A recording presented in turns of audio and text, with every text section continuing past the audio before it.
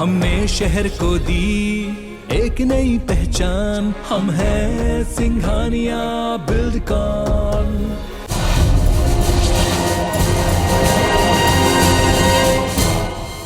नमस्कार, दलित पुरोधा डॉक्टर भीमराव अंबेडकर की जन्मस्थली महू में आपका स्वागत है।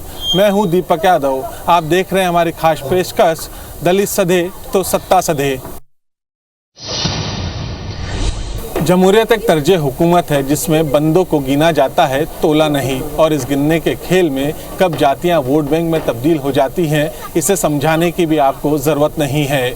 मध्य प्रदेश में 2023 के विधानसभा चुनाव सामने हैं, लिहाजा ऐसे में नए सियासी समीकरण करवट ले रहे हैं। सभी सियासी दलों के केंद्र में दलित वोट बैंक है और इसे समझना हो, देखना हो या बूझना हो तो महू से बेहतर कोई जगह नहीं हो सकती जहां बड़े बड़े सियासी दल दंडवत होते रहे हैं। मध्य प्रदेश की राजनीति में इस बात की तस्दीक की जाती है कि जिसने भी दलित वोटर को साध लिया वो सत्ता की चौखट तक जरूर पहुंच जाता है। पूर्व मुख्यमंत्री दिग्विजय सिंह के बारे में भी यही कहा जाता है कि सबसे पहले अविभाजित मध्य प्रदेश में दलित वोटिंग पावर को उन्होंने ही परीक्षित किया था और उन्होंने ही परखा था, जिसके बल पर कांग्रेस मजबूती के साथ खड़ी हो सकी। मध्य प्रदेश में आगामी विधानसभा चुनाव में 80 लाख दलित वोटों को साधने के लिए राजनीतिक दलों की कोशिशें तेज हो गई हैं। प्रदेश की सियासत में दलितों का महत्व 1996 से शुरू हुआ, जब बीएसपी मध्य प्रदेश में पैर पसारने की कोशिश में थी और बीएसपी के टिकट पर चुनाव लड़े सुखलाल कुशवाहा ने पूर्व मुख्यमंत्री अर्जुन सिंह को सतना लोकसभा में करारी शिकस्त दी। मध्य प्रदेश में तकरीबन 18% दलित हैं, 22% के करीब आदिवासी हैं। तब छत्तीसगढ़ नहीं बना था और ओबीसी वोटर्स भी अहम भूमिका निभाते थे, लेकिन सत्ता हमेशा ब्राह्मणों और ठाकुरों के पास रही।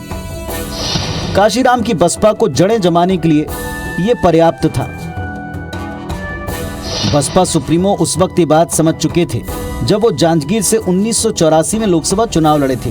फिर बीएसपी ने धीरे धीरे काडर बनाना शुरू किया। उसका सबसे बड़ा फोकस उत्तर प्रदेश से सटे बुंदेलखंड और बघेलखंड पर रहा, जहां दलित और ओबीसी एक विनिंग कॉम्बिनेशन बना सकते थे। 1993 में बीएसपी ने मध्य प्रदेश में 11 सीटें जीत इसे साबित भी किया। 1996 में सतना लोकसभा सीट से दिग्विजय के राजनीतिक गुरु रहे अर्जुन सिंह कांग्रेस के टिकट पर मैदान में थे। उनके सामने बीजेपी के पूर्व मुख्यमंत्री वीरेंद्र सकलेचा को मैदान में उतारा। सबकी नजर इस घमासान पर जा टिकी। जब नतीजे आए तो बसपा के सुखलाल कुशवाहा 22,000 वोटों से चुनाव जीते। दूसरे नंबर पर सकलेचा रहे और तिवारी कांग्रेस के कार्यकारी राष्ट्रीय अध्यक्ष अर्जुन सिंह तीसरे स्थान पर खिसक गए। दिग्विजय सिंह जी ने हमेशा हर वर्ग को साथ दिया है। उन्होंने किसी भी वर्ग की उपेक्षा नहीं होने दी। दलितों का भरपूर सहयोग किया उन्होंने, और मध्य प्रदेश में कहीं पर भी दलित उत्पीड़न हुआ तो दिग्विजय सिंह जी सामने खड़े हुए। कांग्रेस पार्टी पूरी दलितों के साथ खड़ी रही है। तो मध्य प्रदेश में कांग्रेस पार्टी ने हमेशा दलितों के लिए बढ़ चढ़कर काम किया है। 1996 के सतना लोकसभा चुनाव ने मध्य प्रदेश में दलित सियासत की नई इबारत लिखी। अर्जुन सिंह की हार के बाद कांग्रेस के सीएम रहते दिग्विजय सिंह समझ गए कि दलित वोट बैंक सत्ता की वो सीढ़ी है जिसका इस्तेमाल किया जा सकता है। उन नतीजों से सबक लेते हुए दिग्विजय सिंह ने मध्य प्रदेश के सभी बड़े बसपा नेताओं पर डोरे डालने शुरू किए। कांग्रेस में लाकर उनको लाभ वाले पद दिए। दिग्विजय सिंह ने दलितों को टारगेट कर योजनाएं लॉन्च की, जैसे चरनोई की जमीन भूमिहीन दलितों को बंटवा दी। सरकारी खरीद में दलित व्यापारियों के लिए कोटा फिक्स किया। दिग्विजय की किस्मत ने भी साथ दिया।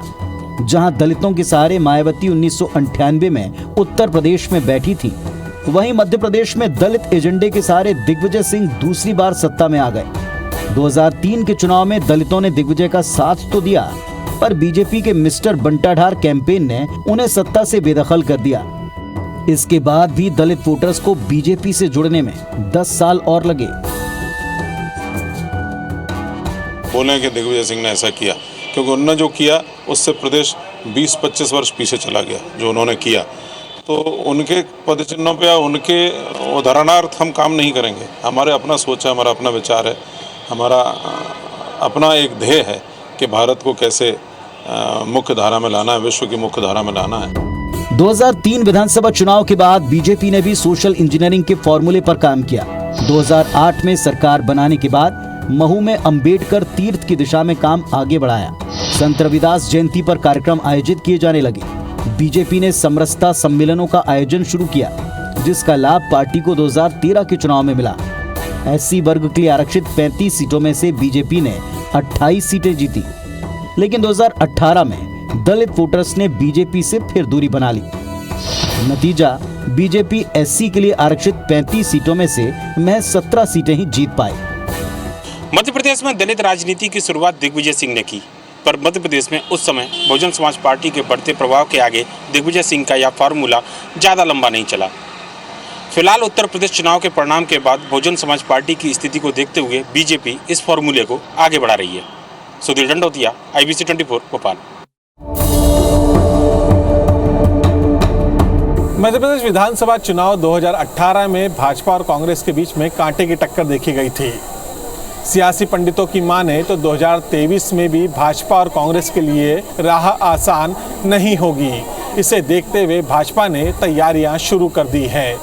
दलित सियासी कार्यक्रमों का आयोजन किया जा रहा है। संत रविदास जयंती से लेकर बाबा साहब अम्बेडकर के जन्मदिवस तक। लेकिन इस पूरी रेस में कांग्रेस कहां है?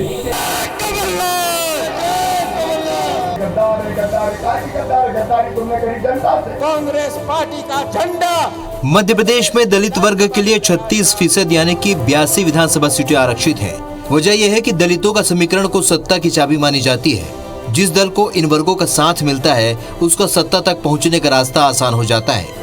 2018 में आदिवासी क्षेत्रों के अधिकतर सीटों पर कांग्रेस को जीत मिली थी, जबकि अनुसूचित जाति के लिए आरक्षित सीटों पर कांग्रेस ने अच्छा प्रदर्शन किया, जिसके चलते कांग्रेस 2018 के विधानसभा चुनाव में सूबे की सबसे बड़ी पार्टी बनकर उभरी थी।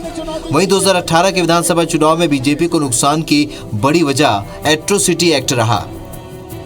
मध्य प्रदेश में दलित क्यों अहम है, इसकी पूरी क्रोनोलॉजी समझिए। दरअसल मध्य प्रदेश की कुल 230 विधानसभा सीटों में से 82 सीटें SC/ST वर्ग के लिए आरक्षित हैं, 35 सीटें SC और 47 ST के लिए आरक्षित हैं। 2013 के चुनाव में बीजेपी को इस वर्ग का साथ मिला था। 2013 में बीजेपी ने 35 में से 28 सीटें जीती थी। 2018 के विधानसभा चुनाव में ST के 47 सीटों में से 31 सीटें कांग्रेस ने जीती थी और बीजेपी को सिर्फ 16 सीटें मिली थी। 2018 के विधानसभा चुनाव में SC की 35 सीटों में से 17 सीटों पर कांग्रेस और 18 सीटों पर बीजेपी को जीत मिली थी। मध्य प्रदेश में ST वर्ग की आबादी करीब 25% है, जबकि SC वर्ग 16% है।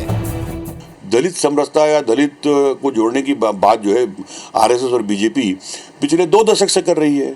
कुंभ में पूरा का पूरा एक अलग आयोजन किया, लेकिन 2018 का चुनाव रिजल्ट देख लिया आपने। तो ये जो इनके एफर्ट्स हैं, इससे कोई चुनाव में फ़ायदा होता है ऐसा नहीं है।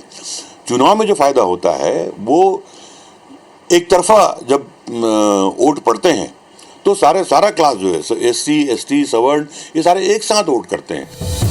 2003 से लेकर 2013 तक चुनाव में जनजातीय और दलित वोट बीजेपी के साथ रहा था और पार्टी लगातार सत्ता में काबिज थी। लेकिन 2018 में कांग्रेस की ओर ये वोट बैंक डाइवर्ट हो गया और बीजेपी को सत्ता गंवानी पड़ी थी। ऐसे में बीजेपी ने भी अभी से इन वर्गों को साधना शुरू कर दिया है। बीजेपी ने अंबेडकर जयंती पर पूरे प्रदेश में बड़े आयोजन का फैसला लिया। संत रविदास, संत कबीरदास के स्थलों को CM तीर्थ योजना में शामिल किया गया। इस वर्ग के लिए बीजेपी के बड़े नेता समरसता सम्मेलन का आयोजन कर रहे हैं, जहां बीजेपी के दिग्गज दलितों के घर भोजन कर रहे हैं। हमारा काम है उनको सम्मान देना, इसलिए हम उसको सम्मान देने की दृष्टि से वो काम करते हैं। लेकिन हमने कभी इस नाम पर, दलितों के नाम पर राजनीति नहीं की। दलितों के उत्थान के लिए जो काम है, जो योजनाएं हैं, वो सरकार चला रही है। भारतीय जनता पार्टी का एक कार्यकर्ता इस काम में लगा हुआ है। और जैसे हमने कहा कि हम कभी समाज के आधार पर राजनीति नहीं करते, सेवा का काम करते हैं। लगभग 50 साल से ज़्यादा समय से तो हम लोग देखते आ रहे हैं। इससे पहले ये सब करना, समाज के सभी वर्गों को बराबरी का हक दिलाना कांग्रेस का सोच रहा है और वो उस पर काम करती है। हम लोग कांग्रेस ने कभी पब्लिसिटी पे ज़्यादा विश्वास ना करते हुए समाज के लिए और देश के लिए काम किया है। मध्य प्रदेश में सत्ता का दरवाजा प्रदेश के SC, ST और OBC वोट से ही खुलता है। सियासी गणित के हिसाब से भी देखें तो 2013 में बीजेपी को SC, ST की 59 सीटें मिली थी। इन्हीं 59 सीटों की वजह से बीजेपी ने अपना तीसरा टर्म पूरा किया, लेकिन SC, ST ने साल 2018 के चुनाव में बीजेपी के बजाय कांग्रेस पर भरोसा जाहिर किया। नतीजा ये रहा कि रिजर्व सीटों और निर्दलियों के सहारे कांग्रेस ने सत्ता का वनवास खत्म कर लिया। हालांकि कांग्रेस का ये सफर मुश्किल भरा रहा और आखिरकार 2020 में कांग्रेस की सरकार भरभरा कर गिर गई। अब मिशन 2023 के लिए अभी से बीजेपी और कांग्रेस जातिगत समीकरण जमाने में लगे हैं। मध्य प्रदेश में विधानसभा के चुनाव भले ही दोनों पर, लेकिन बीजेपी ने सत्ता में वापसी की तैयारी अभी से कर ली है। इसके लिए बीजेपी के रणनीतिकार दलित वर्ग में सत्ता का रास्ता खोज रहे हैं। मध्य प्रदेश के अंदर दलित वर्ग की जनसंख्या सत्ता में बैठने और उतारने का मादा रखती है। कांग्रेस ने मध्य प्रदेश में जब भी विजय का परचम फहराया, सत्ता के सिंहासन पर विराजमान हुई, तो उसमें दलित वोटर्स का भरपूर साथ मिला। मध्य प्रदेश के विभाजन के बाद से भाजपा लगातार जीतती रही, लेकिन 2018 में दलित वोटर्स ने कांग्रेस का हाथ थामा और जिसकी वजह से भाजपा को अपनी कुर्सी गंवानी पड़ी। हालांकि यह अलग बात है कि सिंधिया के बवंडर में पूरी कांग्रेस धराशायी हो गई।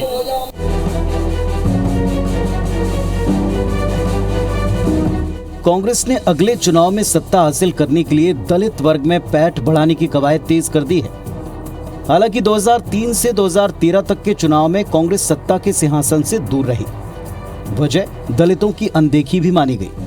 लेकिन 2018 के चुनाव में जब कांग्रेस को दलितों का साथ मिला, तो सत्ता का सुख भी 14 बरस के वनवास के बाद लौट आया।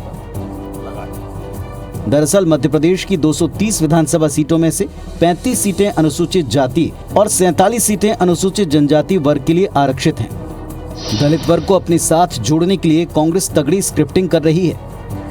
कांग्रेस पार्टी कमलनाथ के बतौर मुख्यमंत्री रहते अपनी फ्लैगशिप योजनाओं को दलित वोटर्स के बीच ले जाने की मुकम्मल कोशिश कर रही है। दरअसल 2018 में एट्रोसिटी एक्ट के विरोध में देश भर में हुए विरोध प्रदर्शन की लहर जब मध्य प्रदेश पहुंची, तो ग्वालियर चंबल क्षेत्र में बड़े पैमाने पर हंगामा हुआ। इस पर काबू पाने के लिए बड़े पैमाने पर थानों में मामले दर्ज किए गए, जिनके खिलाफ केस दर्ज हुए। इनमें बड़ी संख्या SC वर्ग से जुड़े नेताओं की थी। 2018 के विधानसभा चुनाव को सामने देखते हुए कांग्रेस ने इसका जमकर फायदा उठाया और वायदा किया कि सत्ता में आने पर वो इन सभी मामलों को खत्म कर दलित नेताओं को बड़ी राहत देंगे। कांग्रेस की दलित राजनीति की तरफ आगे बढ़े उसके पहले ये जान लेना जरूरी है कि कांग्रेस ने 2003 से लेकर अब तक ये सफर कैसे तय किया। मध्य प्रदेश की ऐसी सीटों पर बीजेपी कांग्रेस की स्थिति पर एक नजर डालें। 2003 में आरक्षित कुल 34 सीटों में से कांग्रेस ने जीती 4 और भाजपा ने जीती 30। 2008 में आरक्षित 35 सीटों में कांग्रेस पार्टी ने जीती 10, जबकि भारतीय जनता पार्टी के खाते में आई 25 सीटें। 2013 में आरक्षित सीटें 35, जिसमें से कांग्रेस पार्टी ने केवल 4 सीटें जीती और 3 सीटें बसपा ने जीती, जबकि भाजपा के खाते में 28 सीटें गईं। 2018 में 35 आरक्षित सीटों में से कांग्रेस पार्टी ने 15 सीटें जीतकर सरकार बना ली, जबकि भाजपा को महज 18 सीटों पर संतोष करना पड़ा।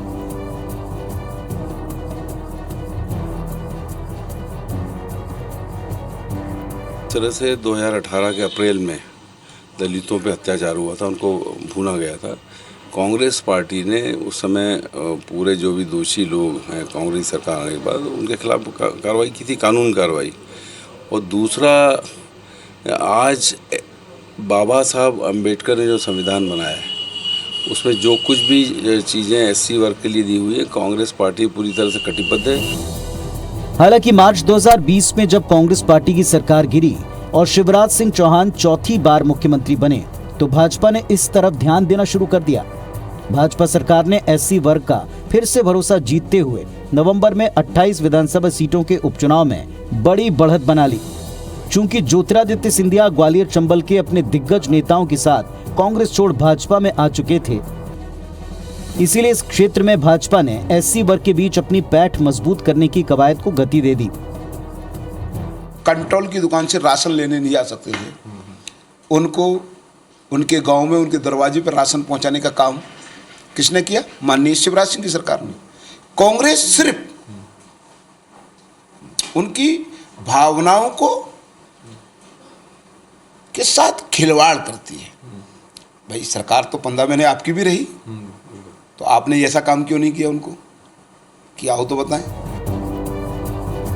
हालांकि कांग्रेस ये दावा जरूर करती है कि मध्य प्रदेश में कम से कम दलित वोटर कांग्रेस के साथ है। अगले चुनाव में भी दलित वोटर कांग्रेस पर ही भरोसा जताएगा, क्योंकि बीजेपी की सरकार ने दलितों के साथ सिर्फ छल किया है। तो मध्य प्रदेश में 2023 में ऐसा एक पिक्चर उभर कर सामने आ रहा है कि यदि ये बसपा से दूर हुआ है तो क्या कांग्रेस के पास चला जाएगा। पूरी कोशिश जो है भारतीय जनता पार्टी और कांग्रेस की ये है कि जो वोटर बसपा से छूटा है वो उनकी पार्टी की ओर आए। जाहिर है दलित वर्ग को साधे बिना कांग्रेस को सत्ता नहीं मिलने वाली, ये बात कांग्रेस पार्टी भी बेहतर समझती है। शायद इसीलिए कांग्रेस पूरी ताकत के साथ मध्य प्रदेश के 1 करोड़ दलित वोटर्स को रिझाने की कोशिश कर रही है। ये देखना दिलचस्प होगा कि कांग्रेस कैसे दलितों के आशीर्वाद से सत्ता में कमबैक करती है। नवीन कुमार सिंह, IBC 24, भोपाल। मध्य प्रदेश की राजनीति में सत्ता और सियासत का तीसरा कोण, तीसरी शक्ति दलित वोटर्स के बलबूते पे ही उभरा है। पिछले चुनाव में बहुजन समाज पार्टी ने एक दमदार उपस्थिति दर्ज कराई थी। उसके अनजान दलित उम्मीदवारों ने धुरंधरों को धूल चटा दी थी, लेकिन इस बार बहुजन समाज पार्टी नदारद है। आखिर क्या वजह रही कि पार्टी दलित शक्ति को एकजुट करने में बिखर गई है?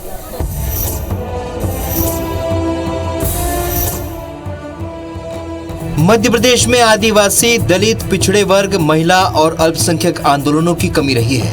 यही वजह है कि प्रदेश की सियासत में दलित वर्ग से कोई सामने नहीं आया।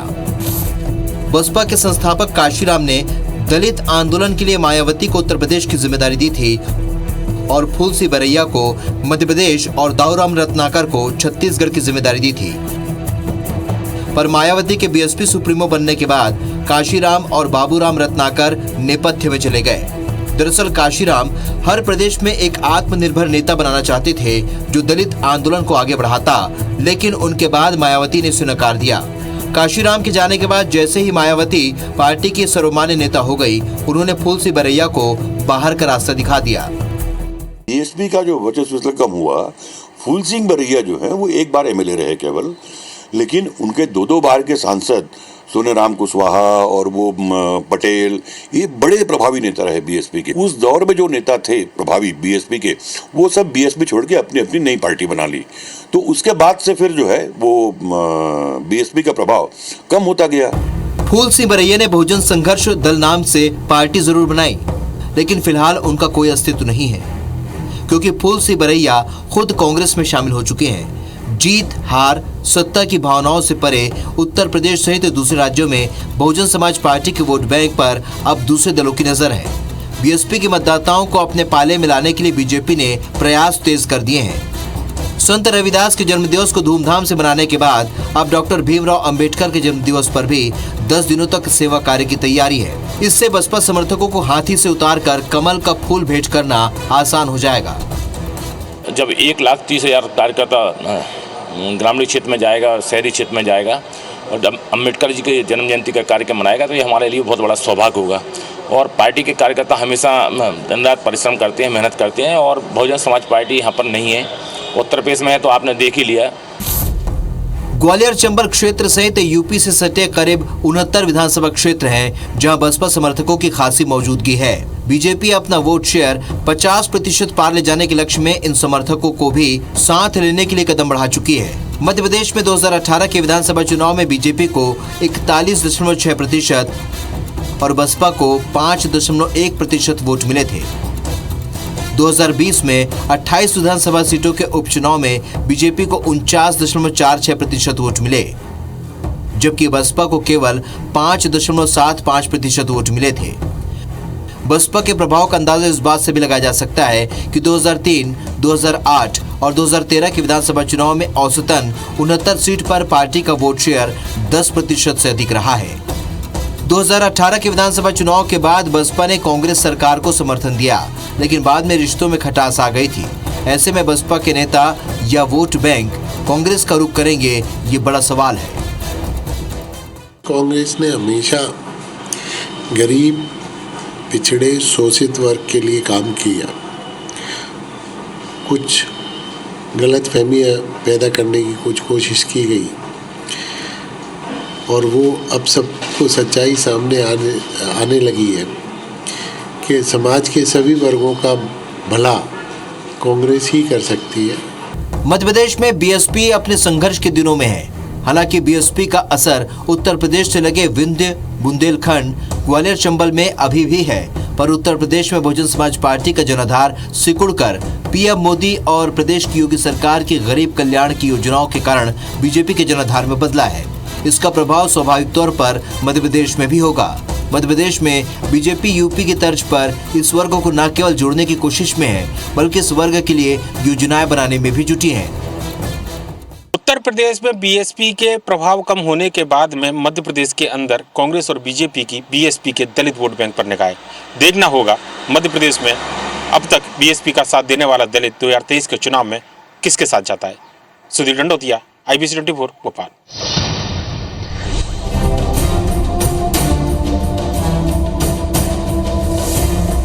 दलित वोटर्स को लेकर सबसे तगड़ा माइलेज 2014 के पहले बहुजन समाज पार्टी यानी कि बसपा लेती रही, लेकिन 2014 के लोकसभा चुनाव के बाद बसपा का किला भरभरा के गिरना शुरू हो गया। दरअसल 2014 के लोकसभा चुनाव में उत्तर प्रदेश में बहुजन समाज पार्टी एक भी सीट नहीं जीत पाई थी। ये मायावती के लिए तो बड़ा झटका रहा, साथ ही सियासी गलियारों में सबसे ज्यादा चर्चा का विषय भी बना। इसे नजरअंदाज करना इसलिए भी मुश्किल था क्योंकि मोदी लहर के बावजूद यूपी से समाजवादी पार्टी 5 और कांग्रेस 2 सीटें जीतने में कामयाब रही। मोटे तौर पर कहा गया कि 2014 के चुनाव में मायावती का 0 हो जाना और बीजेपी और उसके सहयोगी दलों का 80 में से 73 सीटों को जीत लेना ये दिखाता है कि दलित समाज के वोट का एक हिस्सा बसपा से बीजेपी में शिफ्ट हुआ है। लेकिन मायावती कभी भी इस तथ्य को स्वीकार करने के लिए तैयार नहीं हुई। उनका मानना था कि 2014 के लोकसभा चुनाव में भले ही एक भी सीट न मिली हो, लेकिन उन्हें 19% वोट मिला है। ये वोट दलित समाज का था। मध्य प्रदेश में परंपरागत तौर पर 3 दशक पहले जो स्थिति थी वो अनुसूचित जाति का जो वोटर था कांग्रेस का बड़ा कमिटेड वोटर माना जाता था। लेकिन जब बहुजन समाजवादी पार्टी आई तो उसने उसके जो परंपरागत वोट था कांग्रेस का उसमें सेंध लगाई, उससे पार्टी का वोट बैंक घटा। हाल ही में हुए यूपी चुनाव के नतीजों ने साफ कर दिया है कि अब मायावती का किला बुरी तरह से ढह चुका है। किले के भीतर रहने वालों ने दूसरा सुरक्षित ठिकाना तलाश लिया है। एक और मायावती का जादू कम हो रहा है तो उनकी जगह लेने भीम आर्मी के मुखिया चंद्रशेखर ने न सिर्फ यूपी में बल्कि पूरे देश में दौरे करके दम भरने की कोशिश की। यूपी इलेक्शन के बाद आजाद समाज पार्टी के प्रमुख चंद्रशेखर आजाद दलित नेता के रूप में तेजी से उभरने की कोशिश कर रहे थे। अखिलेश यादव के साथ गठबंधन भी करने की कोशिश में थे, लेकिन बात नहीं बन पाई। फिर गोरखपुर सदर से योगी आदित्यनाथ के खिलाफ चुनाव लड़ा। दलित चेहरे के रूप में कोई कमाल नहीं कर पाए और उनकी जमानत भी जब्त हो गई। इसी तरह उनकी पार्टी कई छोटे दलों के साथ मिलकर चुनाव लड़ी, लेकिन एक भी सीट नहीं जीत पाई। चलिए आपको फिर पीछे लिए चलते हैं कि बसपा और मायावती के दलित राजनीति का सफर कैसा रहा। उत्तर प्रदेश में दलित राजनीति का सबसे बड़ा चेहरा मायावती पहली बार 1984 में कैराना सीट से लोकसभा चुनाव लड़ी, लेकिन इसमें उनकी हार हुई। इसके बाद 1989 में बिजनौर लोकसभा सीट से सांसद चुनी गई। मायावती के लिए 1993 का विधानसभा चुनाव बेहद अहम साबित हुआ। पहली बार काशीराम और मुलायम सिंह यादव साथ मिलकर चुनाव लड़े और समाजवादी पार्टी को 109 और बसपा को 67 सीटें मिली। मुलायम के नेतृत्व में सपा और बसपा की संयुक्त नेतृत्व वाली सरकार बनी। मायावती राज्यसभा पहुंच गई। इसके बाद मायावती बीजेपी के सहयोग से पहली बार 1995 में मुख्यमंत्री बनी। इसके बाद 1996 के चुनाव में बसपा को पहली बार 19.64% वोट मिले और ये सिलसिला 2017 तक चलता रहा। करीब 25 साल बाद ये सिलसिला टूट गया और 2022 में उसे केवल 12.88% यानी कि 1.18 करोड़ वोट ही मिले। जाहिर है बसपा का vote bank Aahista Aahista BJP की तरफ शिफ्ट होता चला गया। बीएसपी ने एक लुभावने नारे दिए थे, उससे बीएसपी की तरफ गए थे कांग्रेस से हटके, लेकिन वहाँ से हटके जब भी दलित वर्ग आए वो कांग्रेस के साथ ही आएगा। और यही वजह है कि पूरे दलित सीटों पे कांग्रेस पिछले चुनाव में भी जीती थी और 2023 में भी कमलनाथ जी के नेतृत्व में कांग्रेस पार्टी सब दलित सीटों में जीतेगी। बसपा के बढ़ते प्रभाव ने इसे यूपी से बाहर निकलकर देश के दूसरे राज्यों में भी राजनीति करने का मौका दिया।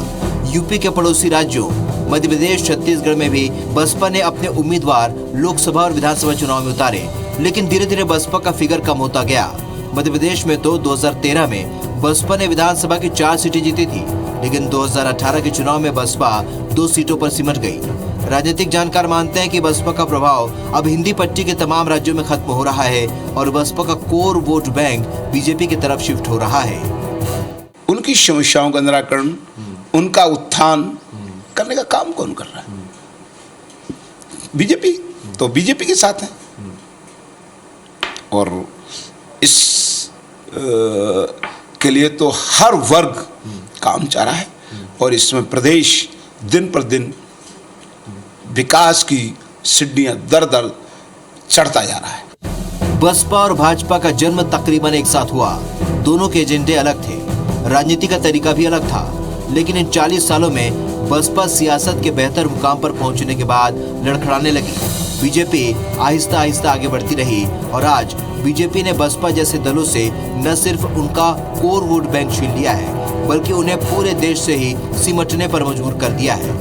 नवीन कुमार सिंह, IBC 24 भोपाल। सत्ता का खेल निराला, खेल के नियम निराले, नियमों के फरेब अजब, फरेब में घना फंदा और इस फंदे में फंसा है दलित सेंटिमेंट जो 2023 के महाभारत की तैयारी कर रहा है। एक बार फिर से अभिमन्यु की तलाश है, एक बार फिर से बलि देने की तैयारी है, लेकिन इस प्रपंची युद्ध में बलि भी बहुत है और छली भी बहुत है। अब हम बढ़ चले हैं विराम की तरफ। ऐसे में याद आते हैं दुष्यंत कुमार और उनकी लिखी हुई पंक्तियाँ। वो मुत्तसईर हैं कि पत्थर पिघल नहीं सकता, मैं बेकरार हूँ आवाज़ में असर के लिए। नमस्कार।